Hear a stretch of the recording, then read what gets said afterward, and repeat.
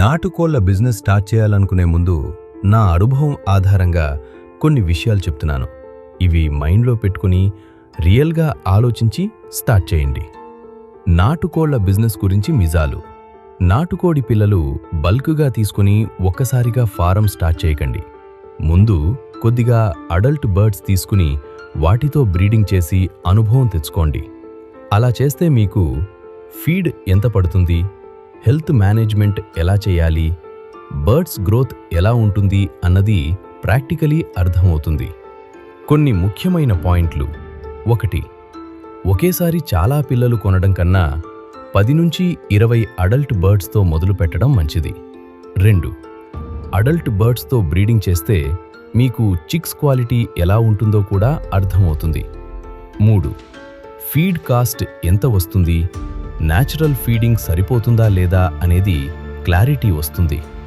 4. మీ దగ్గరున్న ప్లేస్లో ఎన్ని బర్డ్స్ కంఫర్టబుల్గా పెంచగలమో ఐడియా వస్తుంది. 5.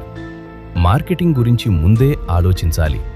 కోళ్లు పెద్దయ్యాక అమ్మడానికి మార్కెట్ లేకపోతే ప్రాబ్లం అవుతుంది.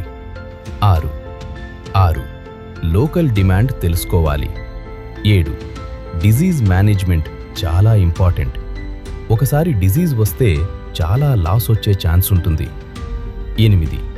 Feed, medicines, labour, fencing, shed వంటి హిడెన్ కాస్ట్స్ కూడా ఉంటాయి. వీటిని ముందే లెక్కలో పెట్టాలి. 9.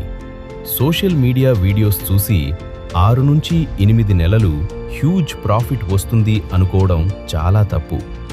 నాటుకోళ్ల బిజినెస్లో అప్స్ అండ్ డౌన్స్ చాలా ఉంటాయి. కొన్ని బ్యాచెస్లో ప్రాఫిట్ వస్తుంది, కొన్ని బ్యాచెస్లో లాస్ కూడా వస్తుంది. 11. మొదట్లో ఈ బిజినెస్ను సైడ్ ఇన్కమ్గా స్టార్ట్ చేయడం మంచిది. 12. మెయిన్ ఇన్కమ్ ఇదే అనుకుని పెద్దగా ఇన్వెస్ట్మెంట్ చేస్తే చాలామంది ఫైనాన్షియల్ ప్రెషర్లో పడుతున్నారు. నాటుకోళ్ల బిజినెస్ పేషెన్స్తో చేస్తేనే నిలబడుతుంది.